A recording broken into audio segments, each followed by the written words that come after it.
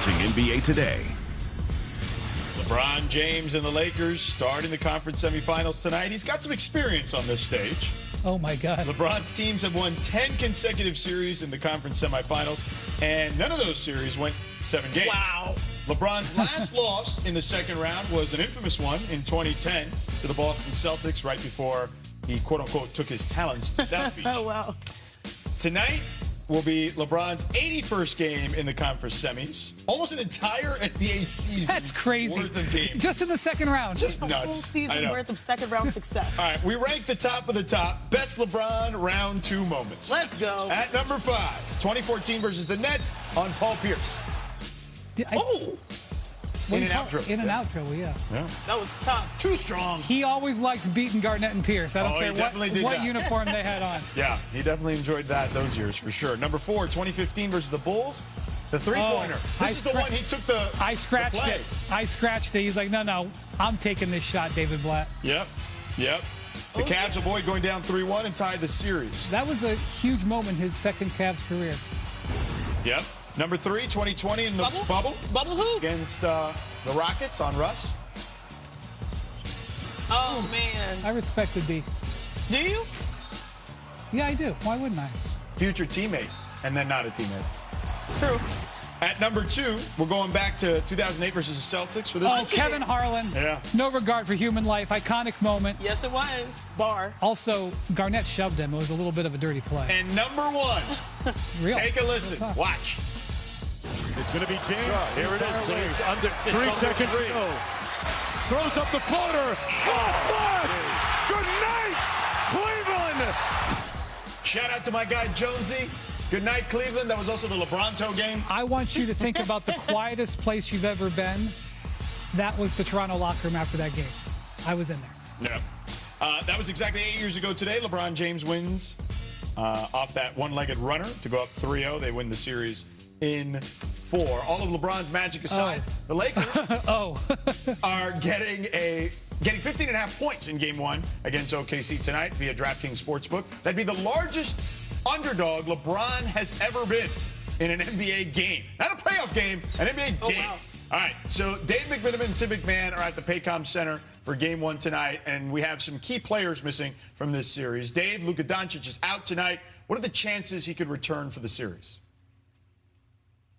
George, it's been a very slow ramp up for Luka. He's been more than a month, 33 days, since he suffered that grade 2 left hamstring strain against OKC in this building. Now, he was on the court on earlier this week going through very light shooting, not a lot of movement. Sources told Shams Charania that it's going to be a week-to-week situation with him. So you start to project outwards, and you're talking about potentially Games 3 and Games 4 at Crypto.com Arena, where you could see Luka Doncic if things progress, but there's still a lot of work to be done.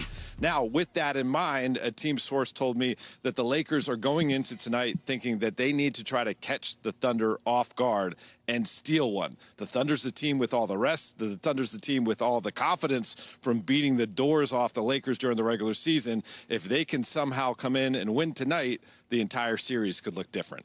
All right, Dave, thank you so much. Yeah, the Thunder defeated the Lakers on average by nearly 32 points in the regular season. On the other side, Jalen Williams is also out tonight. We haven't seen him since Game 2 of the first round against Phoenix, but OKC has been just fine without J-Dub this year, going 41-10 without him in the regular season and the playoffs. So we welcome back Tim McMahon here. Tim, what can you tell us about the status of Jalen Williams for this series?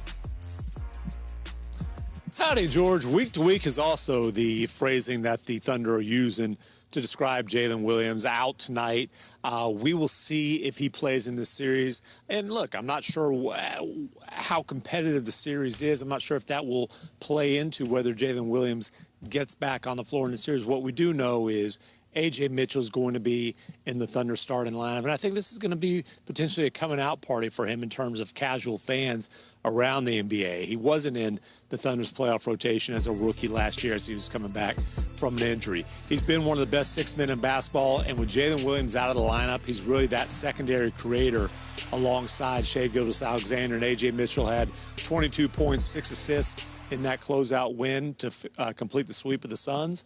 The Thunder are certainly hoping that he picks up where he left off game 1 tonight against the Lakers. All right, Tim, adios, amigo. Thank you so much for the time.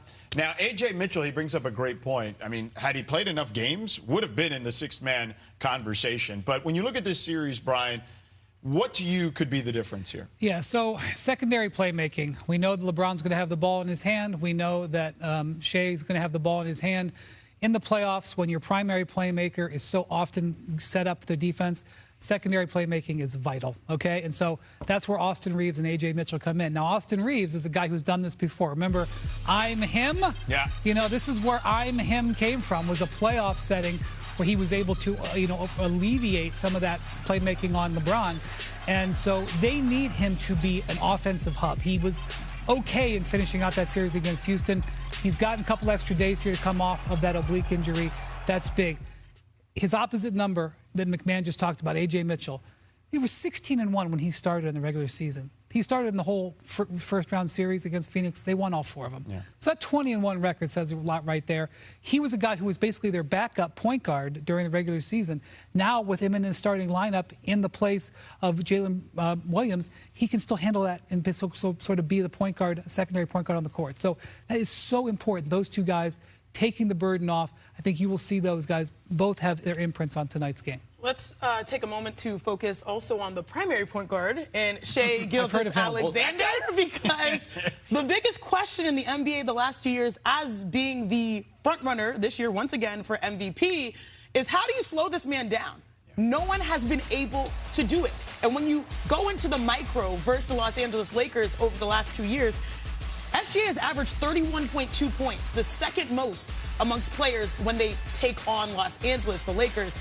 I don't see an answer. And again, when you're dealing with someone so confident that they can choose how they want to beat you, meaning in the first round series versus Suns, he was like, oh, no J-Dub, I'm going to drop 40+. Okay, the next following game, the closeout, the sweep game, he was like, oh, I can distribute the rock. I can, get 8+ assists or so. He can beat you in a variety of ways.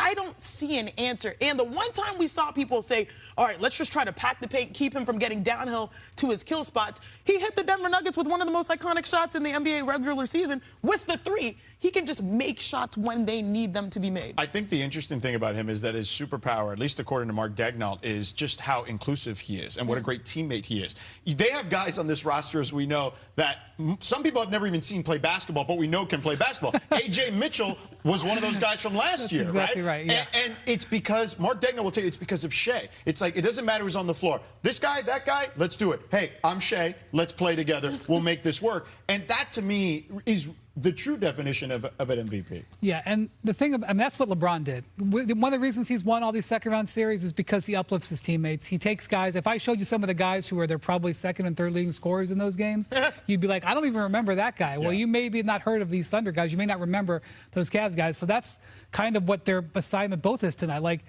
you need Luke Kennard, you need Rui Hachimura. That's to help LeBron. And that's the thing that the Thunder do. Their Thunder are so deep that they really never stop coming at you. And for a Lakers team that's a little depleted, that's doubly hard.